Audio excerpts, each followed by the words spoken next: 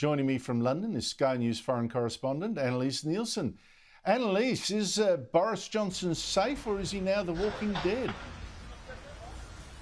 He's at least mortally wounded. This was the result that many were saying would be absolutely fatal for him in the long run. All the speculation yesterday was that he'd need a majority of at least 100 to be safe after this. The spin coming from Downing Street is that they're quite happy about this. They say that they're glad that they had this vote, that all it does is silence the media, because we know that is a favourite. You don't like the result, go to the media coverage. They say that it's all speculation and they want to get back to just serving the people. But these Downing Street parties infuriated so many Britons. They were real parties. They weren't just sitting around a boardroom having a drink at the end of a very long day. And they were completely in defiance of what people were experiencing right across the country. And I don't think it's any coincidence this has happened after the Jubilee, when you see just how stoic the Queen was, that iconic image of her at Prince Philip's funeral sitting on her own because she wouldn't take any special treatment compared to the rest of the country. And then you see all these photos coming out of Boris Johnson having champagne at Downing Street for that party that he doesn't even remember happening, and then the photo comes out, oops, I do remember that happening, and then so now there's questions about what he said to Parliament about it, whether he's going to be in trouble there. I was talking to Boris about this topic yesterday, and we were thinking, Brendan O'Neill was saying it also is a little bit of snobbery, that there's some traditional Conservatives that don't like Boris's, common touch and all this kind of stuff. I'm wondering if there's something more to it. Like last year, Boris Johnson suddenly, out of nowhere, became this green, global warming, beat-up merchant. The whole world had to go green. He was even leaning on Prime Minister Scott Morrison to go green. The host of the Glasgow Global Warming Conference, etc., etc. And now, well, Britain's got the same sort of power crisis that we've had.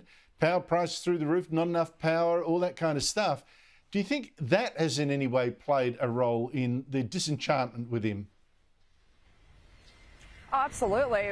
The traditional Conservatives didn't like Boris Johnson before he was Prime Minister. They didn't like him when he won, and they didn't like him when he had a landslide victory. This collapse has happened despite that.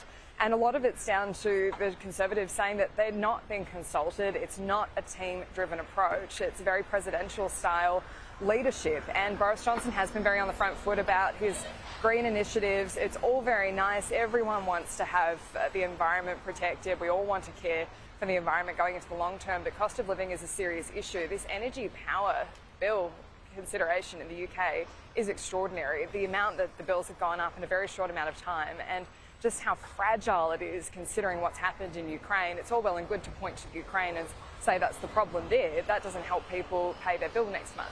So this is where I think it's been a sharp return to reality for him, that they need to start focusing on day-to-day issues.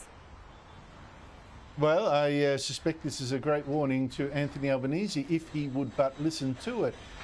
Prince Harry and Meghan Markle, they kept a low profile in their trip to Britain for the 4-day celebration of the Queen's Platinum Jubilee. They went to just 2 official events, including the Thanksgiving ceremony at St Paul's, where they were kept away from the other royals, and they slipped away before the whole 4-day celebration was over, flying back to the United States in a private jet, despite being global warming warriors, with Harry later snapped looking very pensive in the drive home.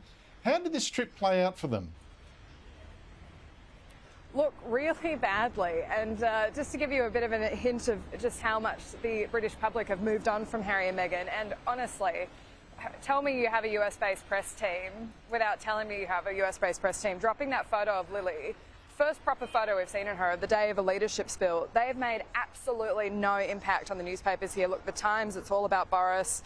The Guardian, Boris, looking very pensive as Harry did. Look, even iNews, they managed to fit in a few royals at the top, but it's not Harry and Meghan getting a run, it's the senior royals, the still working members of the royal family.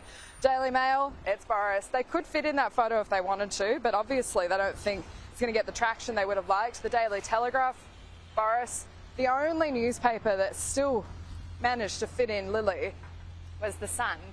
And of course, Harry has that long relationship with The Sun in that lawsuit, and they still have lawsuits going against a number of newspapers in the United Kingdom. So this is just a very good example of how they haven't kept the relationship going in the United Kingdom, whether that's what they want to or not. But they had every potential to be a more significant part of the Jubilee weekend, but they really were sidelined. We only saw them briefly at Trooping the Colour. Now, long, grainy photo with very junior cousins, and then at the service of Thanksgiving where they were completely separated from all the senior royals. That 20 minutes that they had to sit and wait for Kate and Wills and Prince Charles and Camilla really put into focus just where they sit in the royal family now. They are outsiders. Well, and no wonder. I mean, there were a lot of well-sourced, I believe well-sourced reports that the royal family did not believe that they could say anything in the company of William and Meghan that wouldn't somehow find its way in a biography or an Oprah Winfrey special or something like that. So, no talkies. And I think there's now going to be a watch on whether what they did pick up in their royal visit will turn out in their YouTube, in their documentary that they're running for Netflix. We shall see, or who knows where else it might appear.